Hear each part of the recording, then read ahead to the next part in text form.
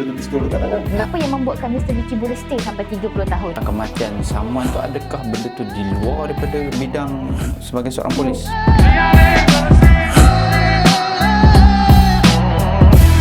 Hi everyone, welcome back to the Smart Talk, where we talk about serious things but in a fun way. I'm Miss Emilia from Faculty of Business and Technology. I'm Mr. Daniel from Language Department, and today we have a special guest. It's Mr. Venuswaran, anak lelaki Vilautam.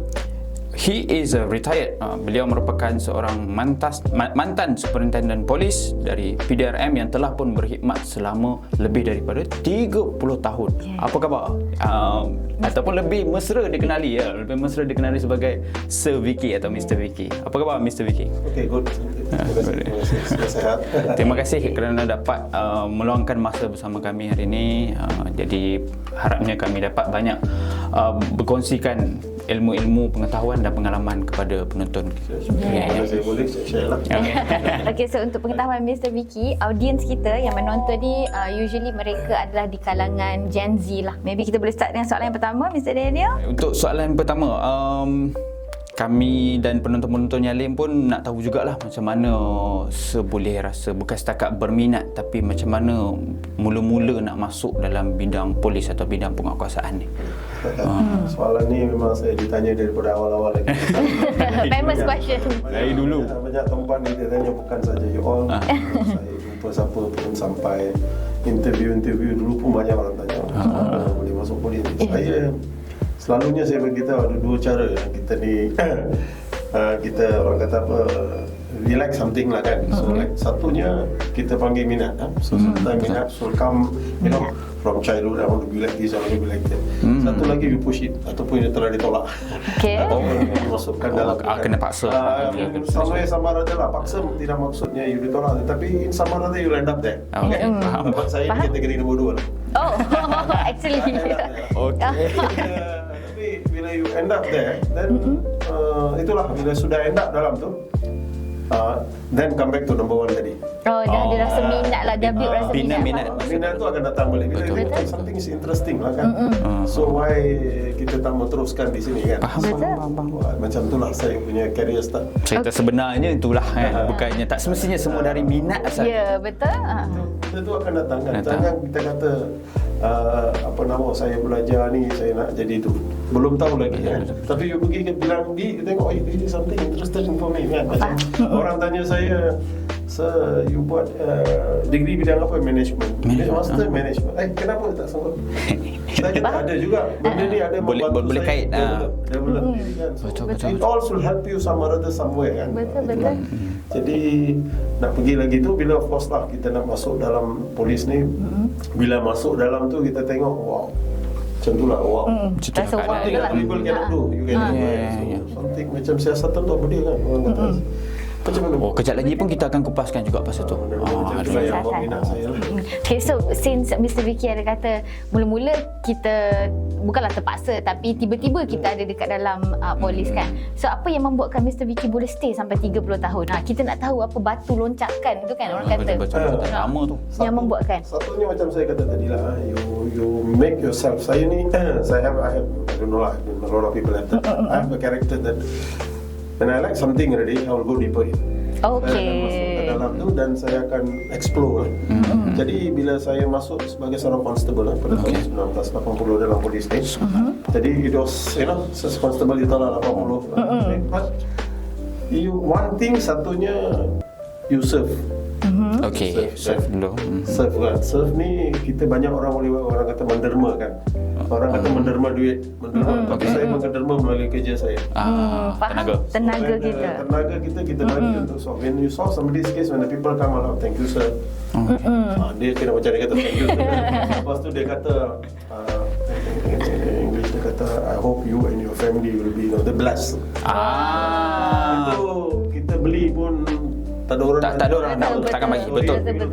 Genuinely from the people. Bila saya dapat dalam few incident kan.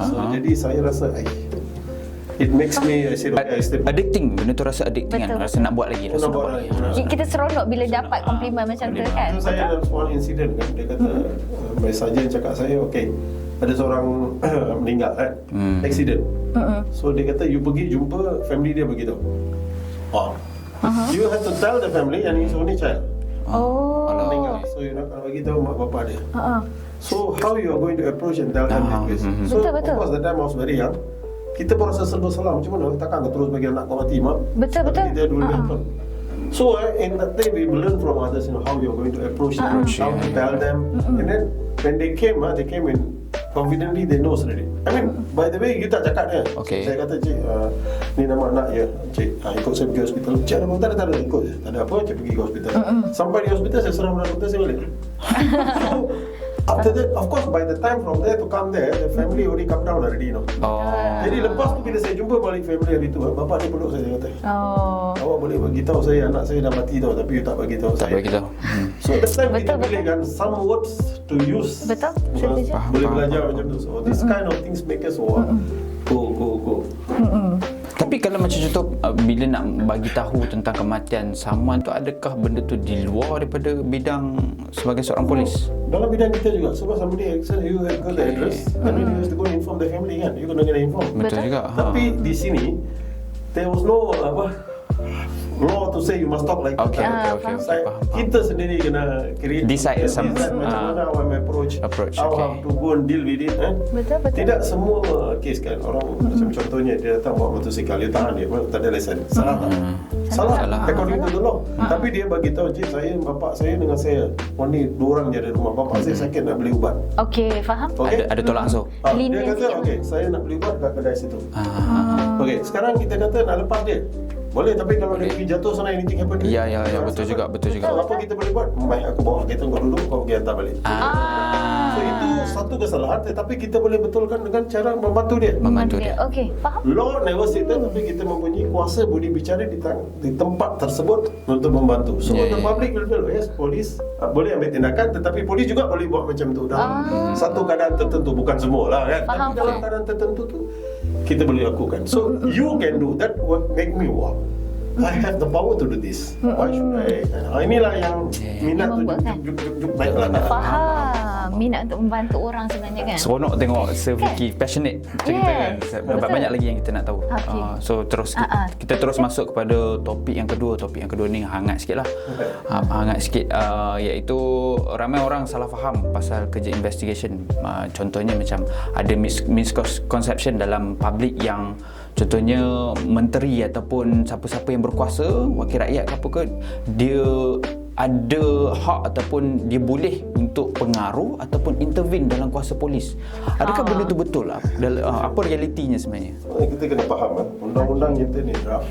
Okay, ada jabatan-jabatan berkenaan pergi kepada kabinet, pergi ke parlimen di sana lah menteri kita ada. Dia yang approve. Betul. So dia bagi ke polis, you enforce. Kita buat enforce mana masa dia nak masuk. Dia tahu undang-undang itu yang saya yang bersama wakil rakyat lain yang kita undang. Jadi macam mana dia nak interfere dalam kita punya investigation, tak ada. So be very fair kan. Kita ambil satu contoh lah. Kita punya mantan Perdana Menteri pun dituduh, dihukum. So what is that to be tak ada.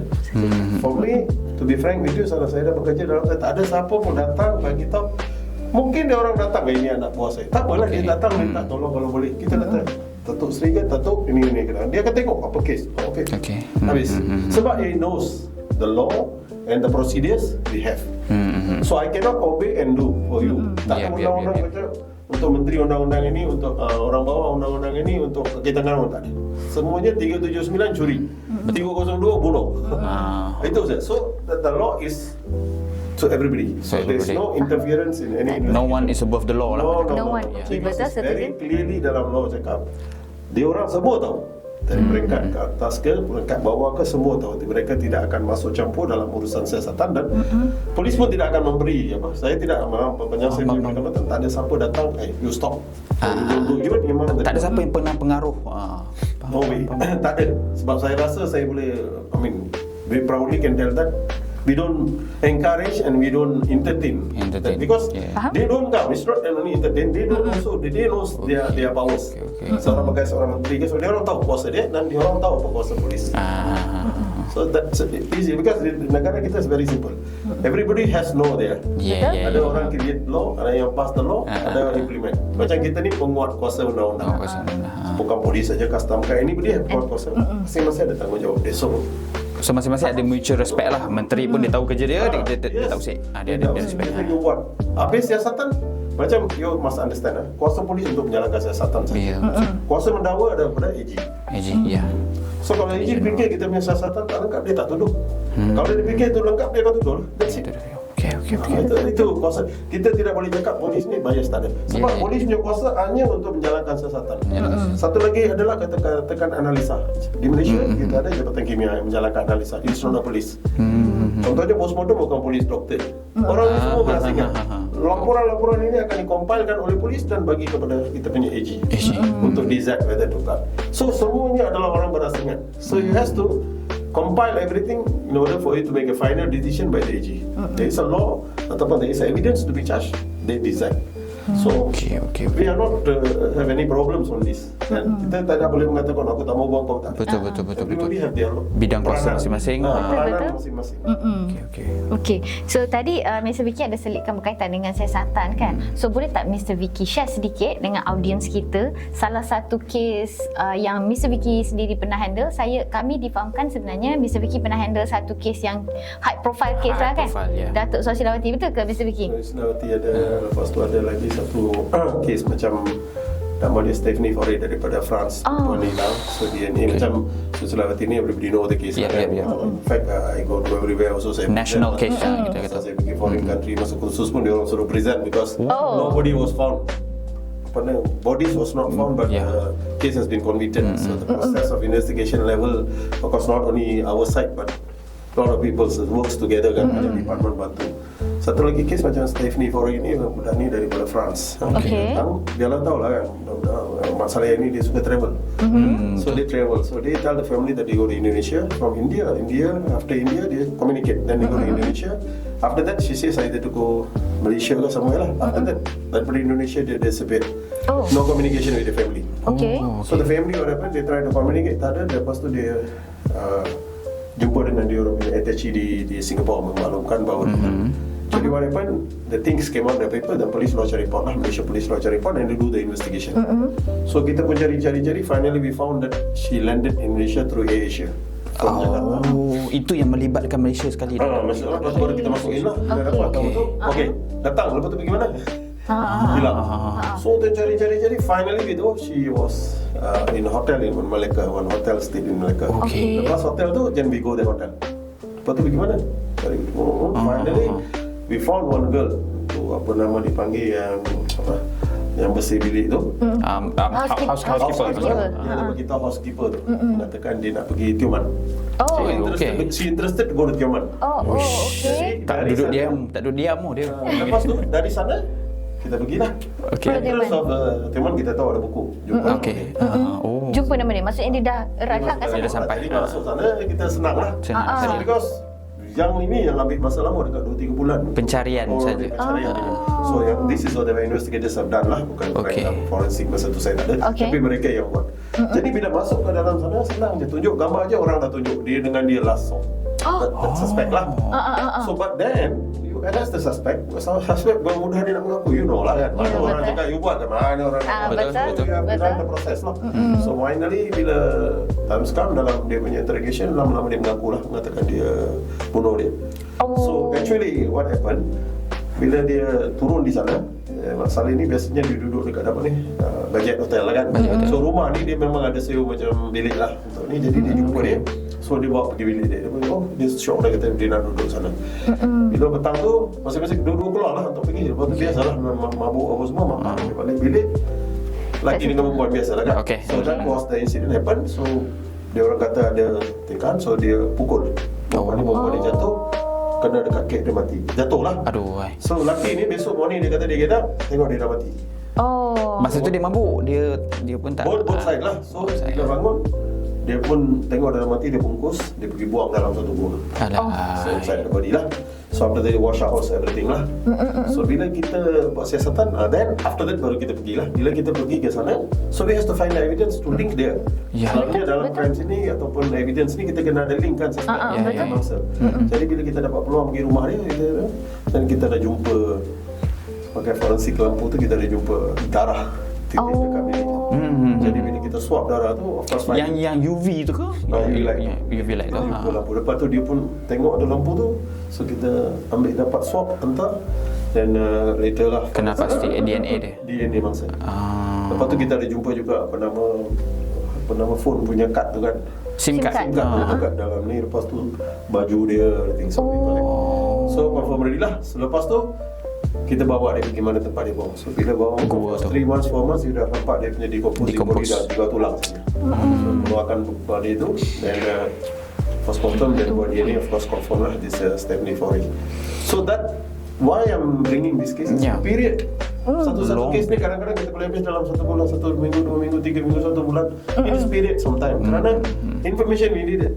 It's just an open kan, macam tu hilang.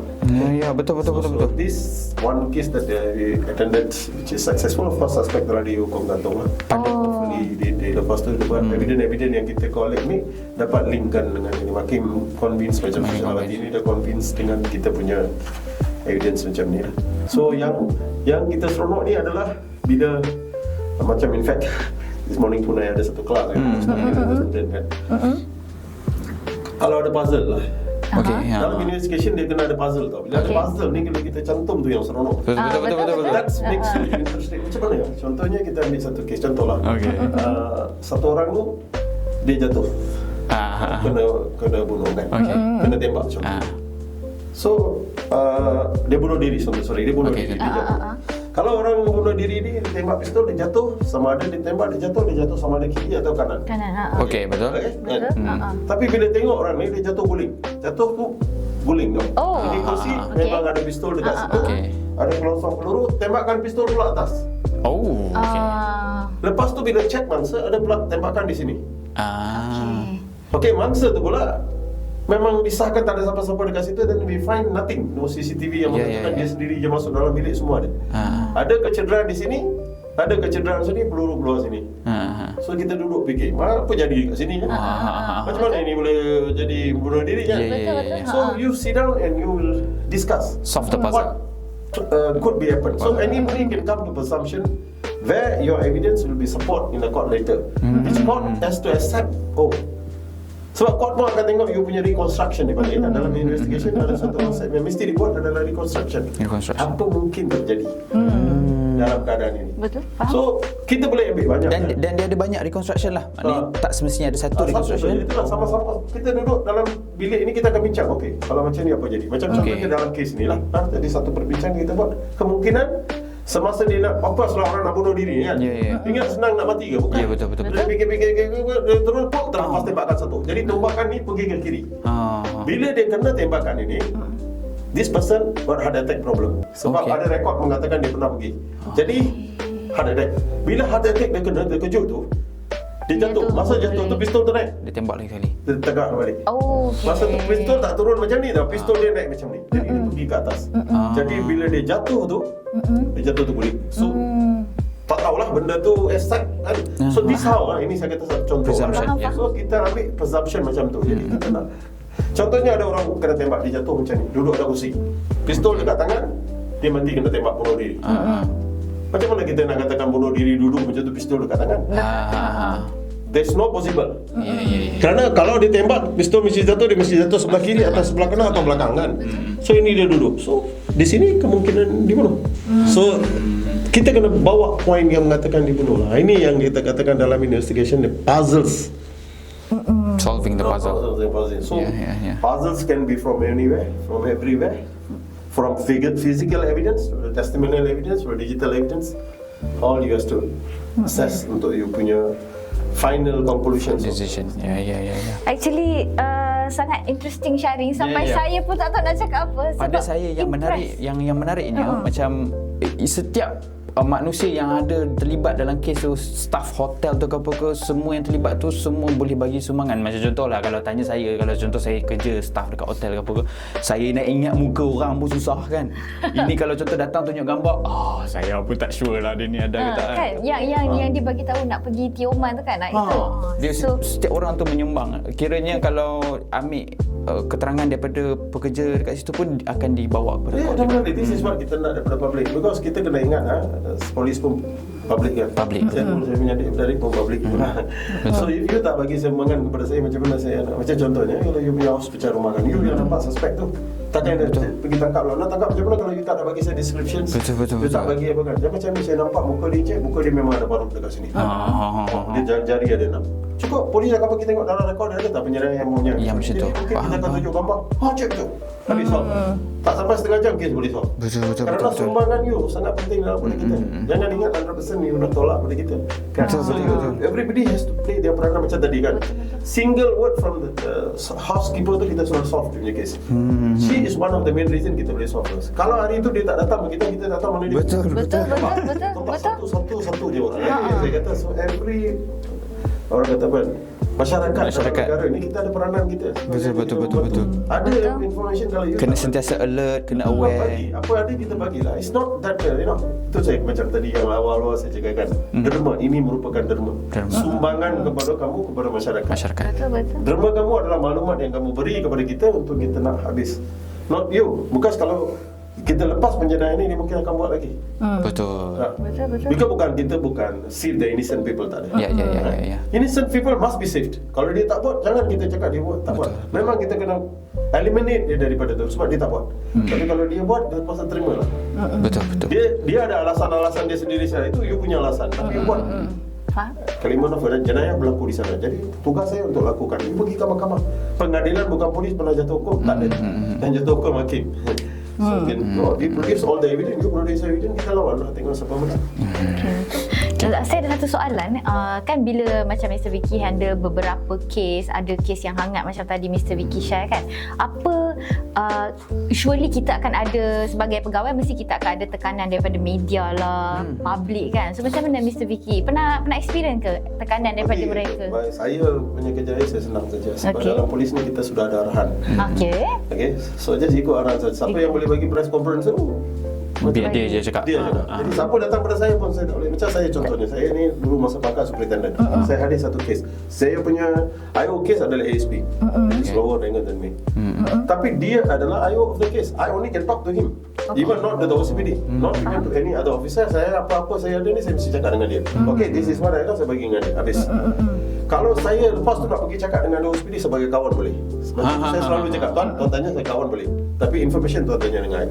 So we maintain that integrity. Sangat masih lagi di maintain sampai sekarang dalam PDRM sebab kita sudah ada. Only these people can talk. Kerana kalau semua orang bercakap, then Betul. pasal tu kalau kita pun dalam masa investigation, we don't talk.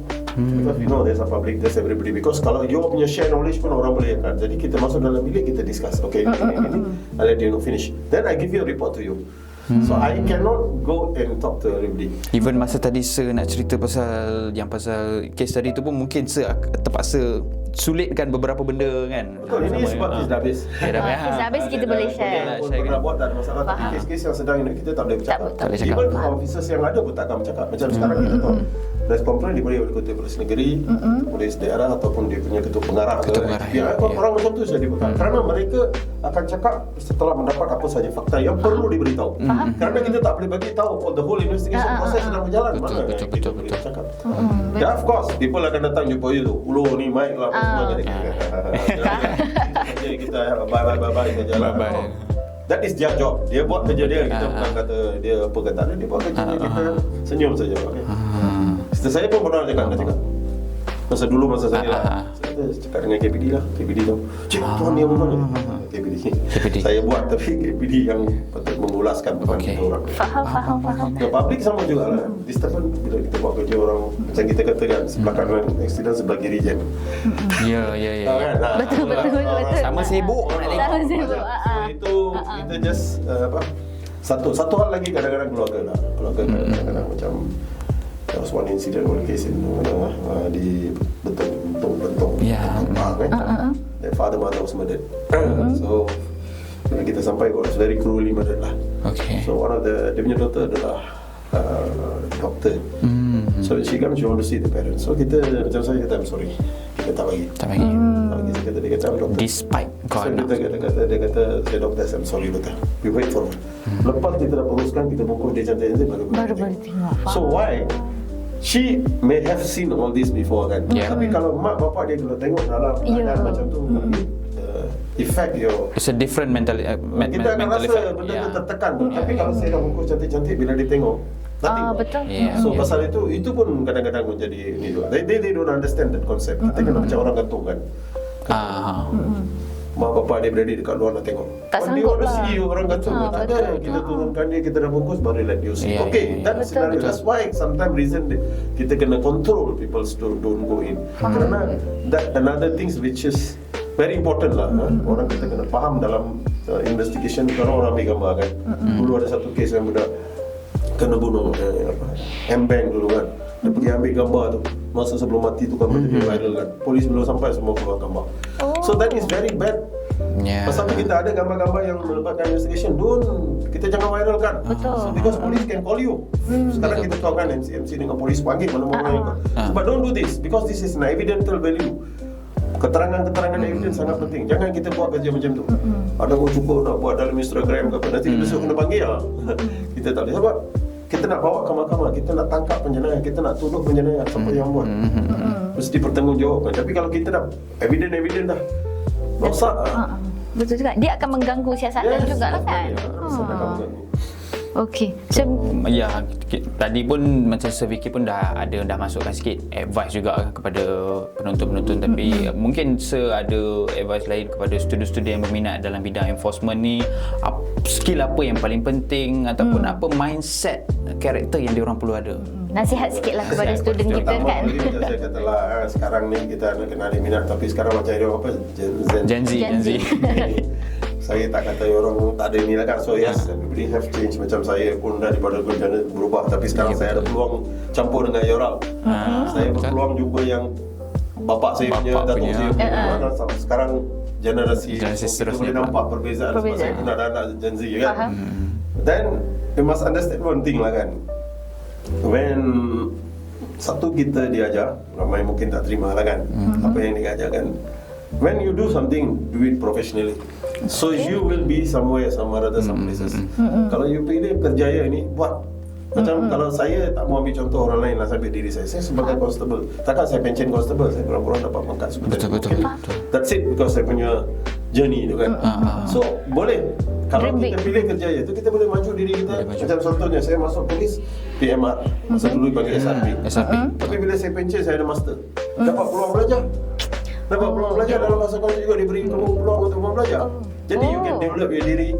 Sama tu juga, bukan saya pergi kursus locally, overseas pun banyak pergi kursus. Pasukan hantar saya pergi untuk develop myself. Masa tu bila saya keluar, after retire, I can become lecturer, saya kena kerananya saya dapat knowledge. Masa tu saya go back, give back lah. Maksudnya saya terima kasih kepada PDRM dan kerajaan hantar, dan hari ini saya beri sumbangan saya melalui macam ni lah. Sampai setakat saya boleh lah kan. Betul. That's why I'm telling you, you has to have a minat. Dan the minat you must apply and you must deep in. Jangan ingat macam orang kata sekarang kan, mak bapak tegur pun tak boleh terima, cikgu tegur pun tak boleh terima. Betul. Macam kami dulu, teguran kami lain because people don't accept that. People don't do that and you cannot do it now generation. Yeah, betul. But you yourself have to, orang kata, have a confidence on you. Okay, I want go this, I go. Kalau you fikir tak boleh, awal-awal you keluar, jangan. Kalau boleh, because you must understand, ini adalah satu kerja tekanan. You have a force. Some kind of tekanan maksudnya, kalau you jadi IO, you kena selesaikan you punya kes. Kalau bos akan tanya, apa jadi kes ni? Komplainan akan tanya. Betul. Mungkin macam you cakap dekat menteri, mungkin tanya, apa jadi dengan kes ni? So dia tanya, kalau bukan dia suruh paksa, tapi dia tanya apa jadi kes. So paksa kau. Jadi kalau kau fikir, apa ni orang sebenarnya, you kerja you, you tak siap. Betul. So you must have that kind of power in yourself. Prepare yourself datang. I'm telling you, this is a very interesting place. Saya rasa megah diri apabila saya masuk dalam polis ni, apabila saya dapat pergi ke Vienna. Bila saya present in front of over 70 countries about one topic lah. I have a presentation. Bila masa tu saya berasal daripada Labu Negeri Sembilan. Masa tu lah. dapat berdiri di sini. Here I am in berhadapan Switzerland. dengan sekolah Melayu daripada darjah 1 sampai tingkatan 5. Tapi boleh bercakap dalam bahasa Inggeris di hadapan 60 orang yang dengar, dan that kind of bagah you will get when you go in and you boleh Experience. boleh, bukan saya kata saya seorang saja, ramai dalam kawan-kawan saya dalam pasukan yang dapat peluang macam tu. Tapi kalau you never have that spirit on yourself, saja nak tengok uniform macam tu. You go in, you have to work, you have to struggle, you have to push yourself. Barulah kita boleh pergi. Kita kena faham dalam tu satunya disiplin, integriti, jujur, tanggungjawab. All this lah, bukan 99.1%, 100% kena ada. Ini semua you kena ada 100%, bukan 99.1%. Then you can push. Baru kata you can go. Kadang-kadang macam saya kan, I have one very bad experience lah macam ni. Anak saya yang second son was delivered. Saya datang tengok anak saya. Okay, after that, then I used to go back to jungle for 2 months. Oh no. Bila keluar balik anak saya tengok kriau, menangis. Jadi apa hantu ni datang kan? Sebab tak kena apa-apa. So this kind of things will happen, But then The sacrifice that you have. You have sacrifice, and then you have to belay this kerja. Then my family, of course, my wife knows. The day one, I told my wife, look, this is police. This is how it works. So she understand. Later part, my children also understand. Oh, the day I retired, everything is gone. So they say, finish. You follow what we say. Okay lah. Sebab masa tu dah habis. Satu perkara saya cakap lah ni lah. Satu kerja yang paling mulia lah.